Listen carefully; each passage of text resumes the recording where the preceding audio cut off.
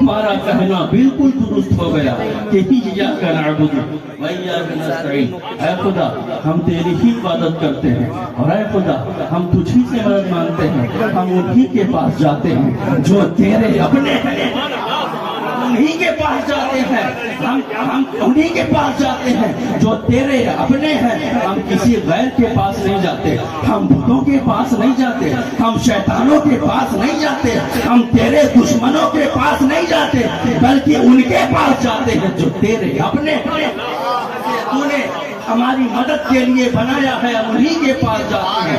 اب ہمارا کہنا بالکل درست ہو گیا کہ ایاک نعبد و ایاک نستعین، اور دیکھیے اس کا دوسرا رخ آپ یہ بھی لے سکتے ہیں کہ ایاک نعبد، اے خدا ہم تیری ہی عبادت کرتے ہیں، مگر اے خدا ہم کیا ہماری عبادت کیا، ہم کیا ہمارا عمل کیا، ہم کیا ہماری اطاعت کیا، ہم کیا ہمارا کردار کیا، تو عبادت تو ہم تیری ہی کرتے ہیں، مگر اس عبادت کو قابل قبول بنانے کے لیے ہم تجھی سے مدد مانگتے ہیں، تجھی سے مدد مانگتے ہیں۔ اگر تو اپنے فضل سے قابل قبول بنا لے تو قابل قبول ہو جائے، ورنہ ہم کیا ہماری عبادت کیا، ہم کیا ہماری اطاعت کیا، تو اس عبادت کو قابل قبول بنانے کے لیے ہم تجھی سے مدد تجھی سے مدد۔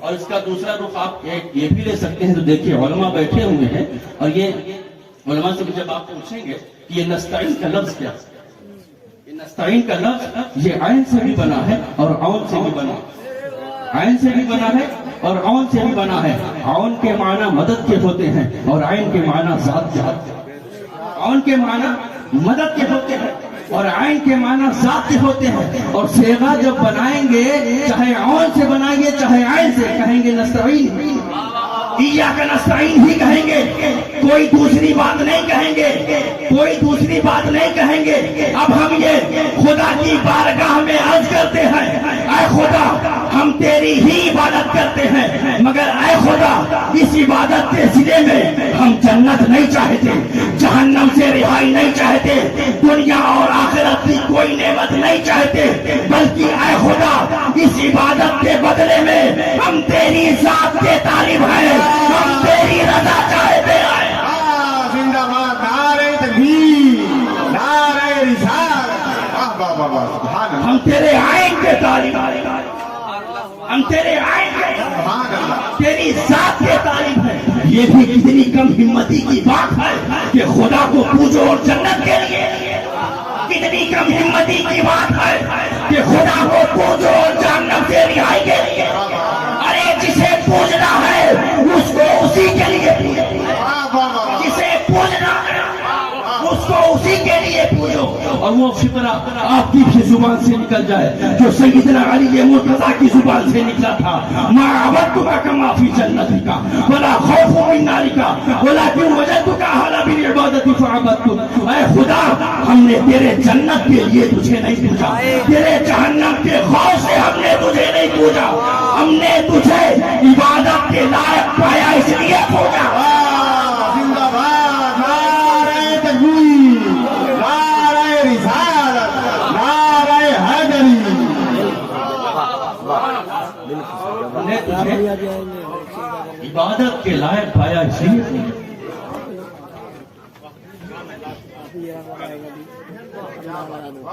اچھا ایک بات بتائیے کہ اگر جنت اور جہنم نہ ہوتے تو کیا خدا عبادت کے لائق نہیں تھا؟ کیا جنت اور جہنم کی وجہ سے ہوا تو عبادت اس لیے نہیں ہے کہ ہمیں جنت چاہیے، عبادت اس لیے ہے کہ ہمیں خدا کی رضا چاہیے، ہم خدا کی ذات کے عین کے طالب، ہم تیرے عین کے طالب، تیری ذات کے طالب۔ اور دیکھیے کسی بھی بادشاہ کے خزانے سے اگر آپ کوئی نعمت چاہیں گے تو اس کا دائرہ کتنا وسیع ہو سکتا؟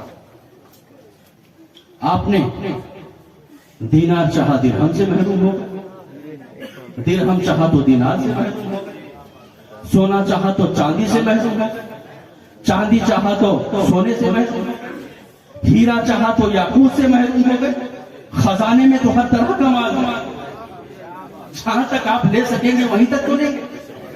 लेकिन अगर बादशाही को ले लिया, अगर शहनशाही को ले लिया, तो पूरा खजाना आपका हो जाएगा, पूरा खजाना आपका हो जाएगा। तो दोस्तों, दुनिया की नेमतों की तरफ दौड़ने वाले दौड़ते रहे, उन्हें सिर्फ वही नेमत मिल सकी अपनी कोशिशों के नतीजे में जिसे उन्होंने चाहा, मगर कुछ दौड़ने वाले दुनिया की नेमतों की तरफ नहीं दौड़ते हैं, गुंबद खजरा की तरफ दौड़ते हैं, ताजदार कायनात की तरफ दौड़ते हैं, रसूल कायनात की तरफ दौड़ते हैं, रहमतुल लिल आलमीन की तरफ दौड़ते हैं। अगर वो हमारे हो गए तो सारी कायनात हमारी हो गई। नारे तकबीर, नारे रिसालत, यार मदनी मियां साहब किबला।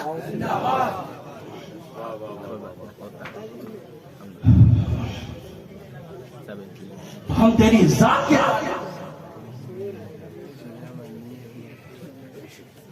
तो इया करना खुदा, इस इबादत के सिले में हम कुछ नहीं चाहते, बस तुझी को चाहते, तुझी को चाहते, तेरे आइन के तालिब, तेरी जात के तालिब। आप लोग तवज्जो, मैं बार बार कह रहा हूँ, नहीं रख कोई क्या कर रहा है, कौन आ रहा है, जा रहा है, आने जाने दीजिए, आप तवज्जो इधर, क्योंकि अगर डिस्टर्ब करेंगे तो जो नुकात रखने हैं वो फिर जहन से काम की बातें हो रही है, तो मोहब्बत से सुनिए। बाबा आप भी खड़ी सुनिए।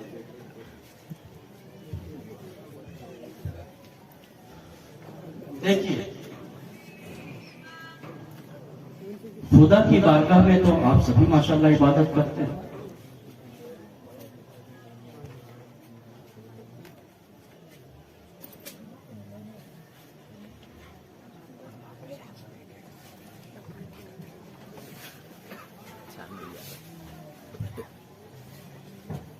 जब आप खुदा की बारगाह में इबादत करते हैं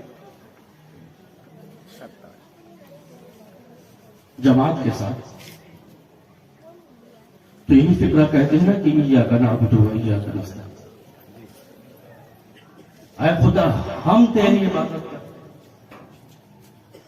हम तुझी से मदद मांगते हैं। वहां तो चलो ठीक, लेकिन यही फिक्र आप उस वक्त भी पढ़ते हैं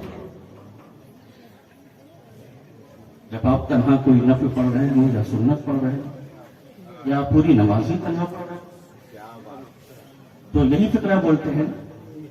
तो वहां हम थे, यहां हम कहां, वहां हम थे, यहां हम कहां। यहां तो होना चाहिए मैं तेरी इबादत करता हूं, मैं तुझी से मदद मांगता हूं।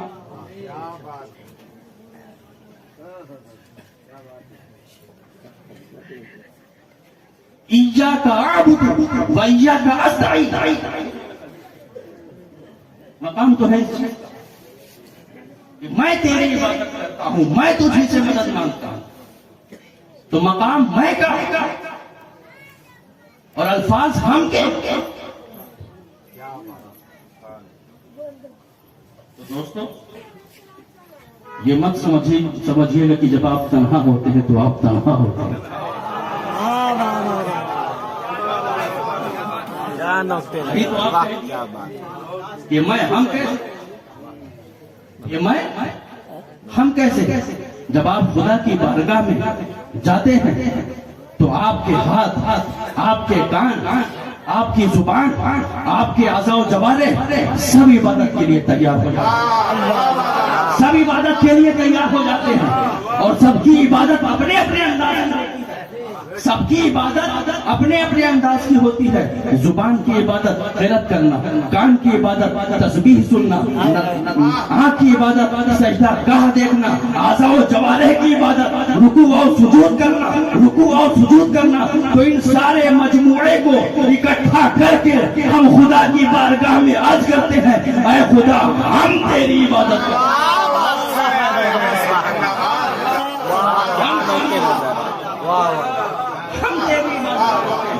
हमारी जुबान भी इबादत गुजार, हमारे कान भी इबादत गुजार, हमारी आंखें भी इबादत गुजार, सबको लेके سب کو لے کے جاتے ہیں. تو خدا کی بارگاہ میں میں بن کے نہیں جاتے, ہم بن کے جاتے ہیں. اچھا چلیے ان سارے مجموعے کو تنہائی مان کر کے چلتے ہیں. تو پھر وہی بات ہے کہ یہ میں ہم کیسے, یہ میں ہم کیسے. تو دیکھیے اصول فقہ سے جو حضرات واقف ہیں, توجہ دیجیے, اصول فقہ سے جو حضرات واقف ہیں اسے خیار عیب کا مسئلہ قرار دیتے ہیں. خیار عیب کا مسئلہ قرار دیتے ہیں. دیکھیے اجتماعی عبادت کے بڑے فائدے ہوتے ہیں. اجتماعی عبادت کے بڑے فائدے ہوتے ہیں. یہ جماعت جو آپ پر واجب قرار دی گئی ہے, اس کی بڑی حکمت یہی ہے کہ آنے والے کیسے کیسے لوگ آتے ہیں, کس کس انداز کے آتے ہیں. لیکن اگر کوئی اللہ کا ایک نیک بندہ پہنچ گیا اور اس کی عبادت قبول, تو سب کی عبادت قبول. وہ نیک بندہ مقبول تو سب مقبول. ایسے خیر و خیرات تو آپ کیسے بھی کر سکتے ہیں, لیکن جو اجتماعی خیر و خیرات ہوتے ہیں, جو اجتماعی خیر و خیرات ہوتے ہیں, اس میں سے اگر کسی ایک کا دینا قبول ہو گیا تو سب کا دینا قبول ہو گیا. کسی ایک کا دینا قبول تو سب کا دینا قبول. ایسے ہی حج کے لیے کتنے افراد جاتے ہیں اور کس کس انداز کے جاتے ہیں, اور وہاں جا کر کے کیا کرتے ہیں وہ بھی آپ دیکھتے ہیں. کچھ لوگ تو حرم شریف میں کم دکھائی پڑتے ہیں, مارکیٹ میں زیادہ دکھائی دیتے ہیں, اور ایسا خرید کرتے ہیں کہ ایسا معلوم ہوتا ہے کہ سب خرید ہی لیں گے. اور جب لدے پھندے اپنے ملک پہنچتے ہیں, کسٹم آفیسر پوچھتا ہے حاجی صاحب کیا لائے, کچھ نہیں, آتے ہی شروع. ایسے ہی جب کوئی واقعہ پیش آتا ہے تو بیان کرنے والے اس انداز سے بیان کرتے ہیں کہ وہ لطیفے کی شکل اختیار کر جاتا ہے.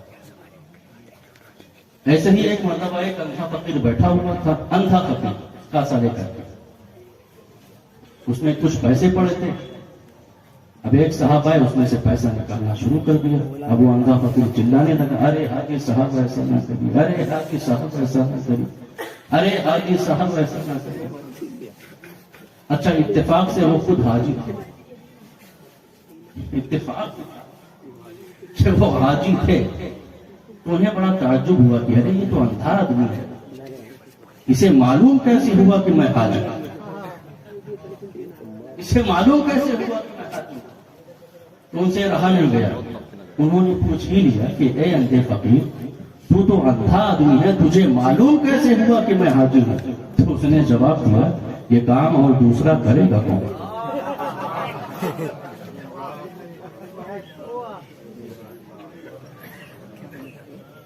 کام دوسرا کرے گا کون. تو یہ حال ہے. تو کیا ہم اس لائق ہیں کہ ہمارا کچھ قبول کیا جائے؟ کیا ہم اس لائق ہیں کہ ہمارا کچھ قبول کیا جائے؟ لیکن نہیں دوستو, جب وہاں لوگ جاتے ہیں, لاکھوں کی تعداد میں جاتے ہیں, تو اولیاء کاملین بھی ہوتے ہیں, بزرگان دین بھی ہوتے ہیں, صالحین بھی ہوتے ہیں, حضرت خضر بھی ہوتے ہیں, حضرت الیاس بھی ہوتے ہیں. ان میں سے اگر ایک کا قبول تو سب کا قبول,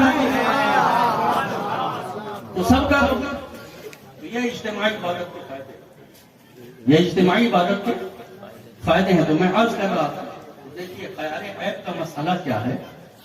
خیار عیب کا مسئلہ یہ ہے کہ آپ جائیں دکان پر اور کوئی سامان لے کر کے آئے, اگر اس میں سے کچھ خرابی نکل جائے تو آپ کو اس بات کا اختیار ہے کہ آپ اگر چاہیں تو اسے واپس کریں. آپ اگر چاہیں تو واپس کریں. کھجورے گئے تھے دینے کے لیے, ان میں سے کچھ خراب نکل گئے, تو آپ کو اس بات کا اختیار ہے, اگر آپ چاہیں تو پورا لے لیں, اور اگر آپ کو واپس کرنا ہے تو سب واپس کرو، اگر لینا ہے تو سب لے لو، اچھی بھی اور خراب بھی، اور واپس کرنا ہے تو سب واپس کریں، اچھی بھی خراب بھی۔ یہ مسئلہ کس کا ہے؟ شریعت اسلامیہ۔